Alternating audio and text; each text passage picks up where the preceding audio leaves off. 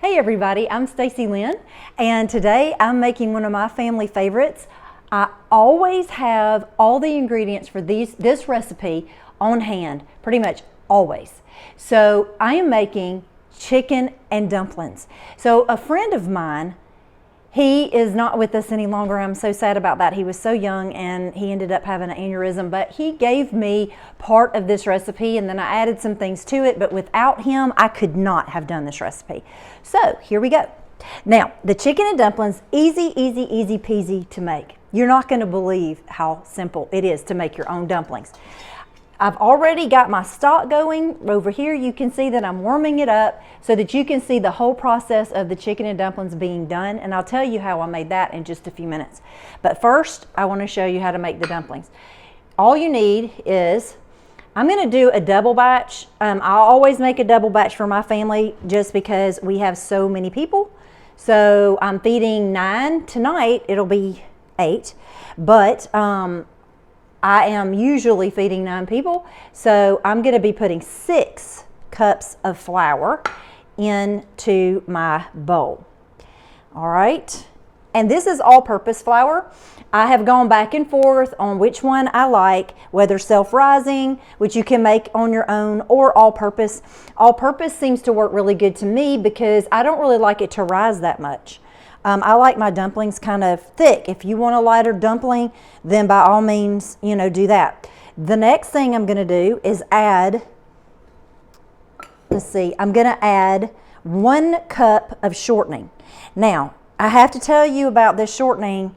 Okay, so we've been getting a lot of hogs from our property, and they are killing all of our deer and all of the other wildlife around the property. So we've been harvesting them and we're using every part of them. They have had a good life and now they're giving us good life. And this is the renderings from those wild hogs. All right, so I'm going to measure out in here 1 cup. You can use Crisco for this. You can even use butter.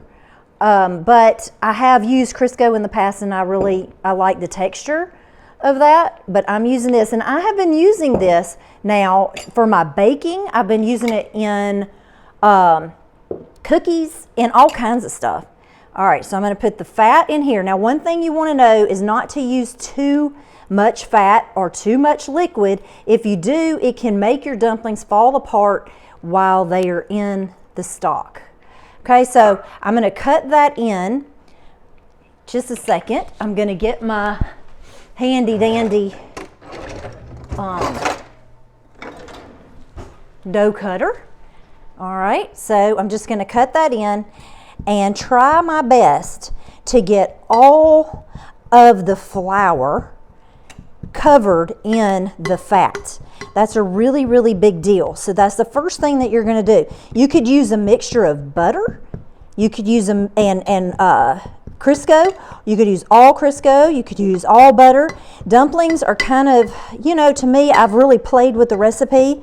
I've even gone to different restaurants that I've liked their dumplings, and I've tested them and tried to replicate what they've done. And to me, this is by far the best recipe. Part of it's all in the stock, though. I'm going to be quite honest. I've done it with the stock you can get from the store, and it's okay, but I really like making my own stock, and it's super simple to do. You just have to have a little bit of time, but you don't have to do much. It's just actually simmering the chicken on top of the stove. I have this recipe in my cookbook, Stacy Lyn's Harvest Cookbook, and it's called Big Mama's Southern Chicken and Buttermilk Dumplings. It's got the entire recipe. I've got little notes. I've got hints. I've got everything that you're going to need to make these dumplings right here on this page. So I hope you'll check that out, and it would be a great Christmas present for someone that likes to eat fresh foods or eat from the land. You can make this with roosters, and some people, where they have roosters to eat after or hens that have laid all the eggs that they're going to lay. And so they can further give you more life by well, okay. So now I'm going to be putting in the buttermilk. So I have a cup of buttermilk, and I'm going to slowly incorporate that into this mixture, okay? Now I just want to slowly do it, and I'll probably end up adding a little bit more buttermilk in. And I made this buttermilk because none of the stores around here carry buttermilk anymore, which is really unusual. I don't understand that, but they don't. So I made it I really eyeballed it and just had some regular milk and then added vinegar to it. If you don't have vinegar, which you should always have vinegar on hand, but if you don't have vinegar, you can always use lemon. Okay? Now I'm gonna get that and make sure that it's incorporated. It takes a minute or two before all of that liquid is soaked up. And again, you don't want that. The last thing you want to do is to add too much liquid. And some people get too much in a hurry and they want it to look like dough right away. This is not going to look that way. And I'm going to just kind of knead this around and see if I actually really do need more buttermilk. And it's kind of like an eyeball thing, but if it's staying together and you would possibly be able to roll it out, that's just about right. But as you can see, it's shaggy, but there's a lot of moisture in this. All right, I'm going to add just a tad more buttermilk, but I don't really think it needs a whole lot more. So that's probably about a tablespoon and a half, and that's going to be plenty. All right, so I'm going to get that in there really good. And then, see, that's coming together. And I may end up adding more, I don't know. And some days, if it's like really dry outside, which it is here, this is November in the South, and it's just now getting cooler and less humid. So you kind of have to play it by the weather as well. Okay, I'm gonna add a tad of salt. I should have done this a little earlier, so y'all remember to do that, but it's going to be fine. And actually, I need a little bit more than that. Okay, I'm adding 1-2 teaspoons. All right, and then I'm just going to get that nice and incorporated. That should have gone in when my flour went in. I'm sorry about that, but you know what, y'all? The thing is, I like doing videos for everybody here because when I make a mistake, I like to just fix it and show you how you can fix it. Everything is not lost. Okay, so this is coming together really beautifully. Okay, and now I'm just going to take it out of here and form it into a ball. And if you wanted to do this a day or two ahead, then by all means do, and put this in the refrigerator. It'll have time to rest and it'll be perfect. Okay, so I'm going to just cut this in half because it's easier to work with in pieces. I'm going to roll both of them out though. So I'm going to show you just how to do that. You're going to need a good bit of room to do this. I've already got my chicken from the chicken stock that I made yesterday. I'm going to go ahead and put that over here. Okay, and then I'm going to put a little bit of flour out on my surface. Just going to use my hand and put that out like that. Okay, and then I'm going to put the flat, I'm going to just kind of shape it into a square. And then I like to get it ready to roll out by just pressing it. And then I'm going to put a little bit of flour on top so that my rolling pin doesn't stick to it. I'm going to start in the middle and I'm going to roll this until it's about 1/16 of an inch thick. Okay, so I'm going to turn it around, go the other way. And if it starts sticking, just put a little bit of flour over the top or on your rolling pin. So it really doesn't matter. I'm not trying to make all this like super perfect. You're not going to be able to tell when the dumplings go into the liquid. And if I try to make things absolutely perfect all the time, like this perfect, rectangle or square, I'm never going to cook. So I like things to get done. And I would be like, no way, I can't do that. And, you know, I'll just have to buy the frozen kind that are perfect from the store, because I'm not going to sit here trying to make things just totally 100% perfect. I like rustic, and I like it to look like I made it. I promise you, when you have this homemade dumplings, you are never, ever, ever going to want to buy dumplings again. So my mom buys them, and there's nothing wrong with it. I don't remember her buying them when I was growing up, but my stepdad, his mom, cooks kind of like I do, and she used to cook these all the time. So he missed them, and she was like, well, I'm not going to make them homemade. So she went and bought them, and, you know, I don't even try to get her to make them homemade because I know she's not going to do it. All right. So, but she's happy with that. She don't care. And, you know, different strokes for different folks. All right, so I'm going to check. Well, I'm going to go ahead and roll out this other piece, and I'm going to let that sit there for a minute, and I'm also going to let my stock come to a boil. I want it at a hard boil when I'm ready to drop my dumplings in it, and I can't wait for you to see that. It's going to be super great. Okay, I'm going to put a little bit of this on here, and get any sticky stuff off of your rolling pin. So I've got a little bit of dough on my rolling pin, so I'm going to add a little dough to my rolling pin, put some on here, and here we go. So I'm going to do the same thing. Now, I've talked to a lot of people, and in the South, this is how we make square dumplings, and they're kind of flat. In the North, they like to make a biscuit dumpling. Both of them, to me, are extremely good because I like any kind of dumplings.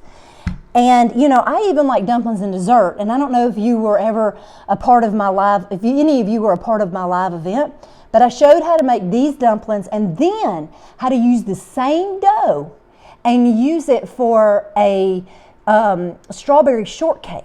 And it was flaky. I fried the dough, this dough, I fried it. And it was so good in between the cream and the strawberries. Oh my gosh, it was so good. So I have that recipe on my website at stacylynharris.com along with the book. And it's at stacylynharris.com. And if you cook wild game, I have several, both of my books have wild game in them. Of course, they have other things too, and your chicken and beef and I said chicken. All right, and pig, and that was before I had wild pigs on my farm. Now, since we have wild pigs, we're eating a lot of pork, really making some great stuff, which I had always heard was disgusting. But I'm here to tell you that it isn't, and that we make incredible bacon from our wild pigs. Tastes just like the kind from the store. And I have a bacon recipe. Well, I don't think I have it up yet, but it will be up here very soon. And if you're watching this and this has been published for a while, it's probably on the website. All right, so this is getting there. It's very, very thin. See if we can see how thin it is. Like, if you can see by my finger how thin that I have gotten it. Now, I find that the best way to make the squares is to just roll it out. And if you want to take off the edges, then take the edges off. Now, I'm not going to do that again, but you can take the edges off and make your perfect little squares too. So just roll. And some people are more steady. I'm left-handed, and so I'm not very steady with I'll have curves going all kinds of places, but it's going to be just fine. And this is a fun job for one of your kids to do, or your grandkids, and they can just like pretend they're making roads. If they're a boy, mine always wanted 18-wheelers and roads, so they can be making that with this. That was a weird slice, but all right. So I'm just going to do that, and then I'm going to go the other way. So now I'm going to talk about the stock a little bit, because that does make for a good dumpling. So with the stock, all I have done is boiled a chicken, and it can be one from the store, it can be a domesticated or a non-domesticated chicken, and you can boil it with celery and carrots and onions and garlic and a little bit of some herbs, rosemary, whatever you want to do, rosemary, parsley, thyme. Thyme is so good, and all of that makes a big difference. And put it on a very low simmer for like 3 or 4 hours until the meat is just falling off the bone.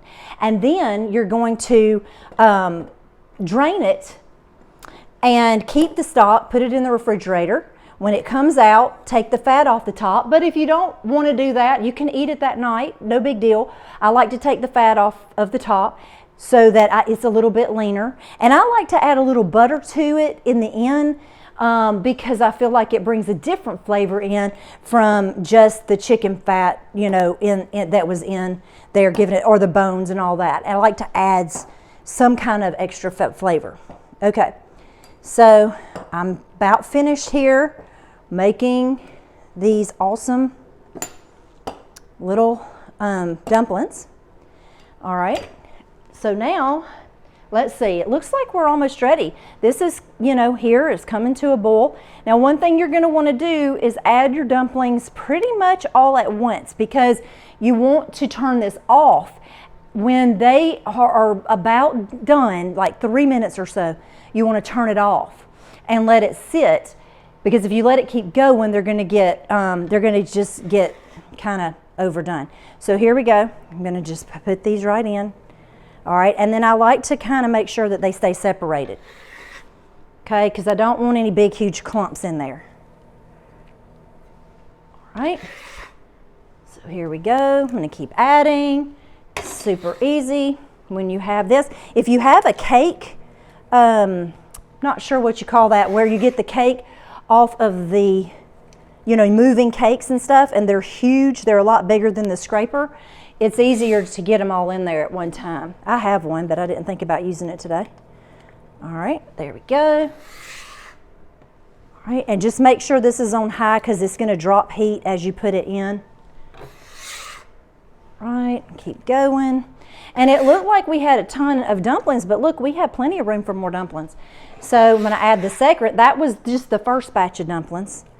And now I'm adding the second batch. And you see a little bit of flour from the dumplings is going in. And that's okay because it's going to make a thick mixture. Okay. Look at how good. Oh, this is going to be so good. All right, so, I mean, how easy is this? Seriously, we're going to have the best meal. Now, also in the South, like in the North, they use their biscuit dough, put the dumplings in, and we eat our biscuits alongside of our chicken and dumplings where we put the square dough in, okay? Now I'm going to add the chicken. My chicken is cold because I had it in the refrigerator last night. I wish it was warm because it's cooling down my mixture, but it's going to be all right. Again, you know what? It's all going to be good. It's all going to be good. All right, so I'm going to do that, and then I'm going to add a little bit of butter in here. Okay, I normally would add a little bit more than this, but this is what I have over here right now.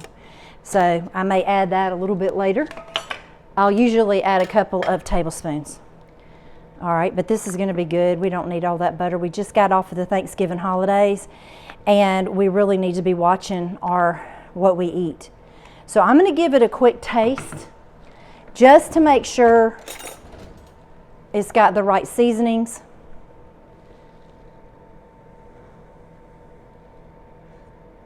It does. Doesn't need anything. It may need a little pepper, but it's perfectly salted. Oh my gosh, there is nothing like that. I could just drink that out of a wine glass. That is so good. Okay, so I'm going to add a little bit of pepper. And then, of course, here in the South, we serve it up with some Tabasco and some green peppers, and some onions, and it's just going to be divine. Look at that. Look at those. They're not quite done yet, but they're getting there. Look at that. This is going to be so good, y'all. I wish y'all could come and eat chicken and dumplings with me now. I bet we would have a lot to talk about. Goodness gracious, so much has happened in the year 2020. We would have plenty to talk about no matter what side you're on. No matter what you're thinking, no matter what side you're on, we all have food in common. We all have love in common. We all have kindness and graciousness. And I know that we could all sit down together and have a good conversation and an excellent meal. So I hope that you'll do that you'll serve up these chicken and dumplings with somebody that you love or somebody that's completely different than you, and have a great conversation and just enjoy each other's company. And don't forget, this is what the final product looks like, and you can serve it and put a little parsley on it, have a little Tabasco, serve it with some green onions, maybe a biscuit on the side, and you have got it made. So y'all, thank you so much for joining me. Y'all go make this. It's on my website, stacylynharris.com. While you're there, subscribe, because you will not believe how many good recipes I have coming out. You're going to need them, and it's going to be a must on your table. Talk to you soon.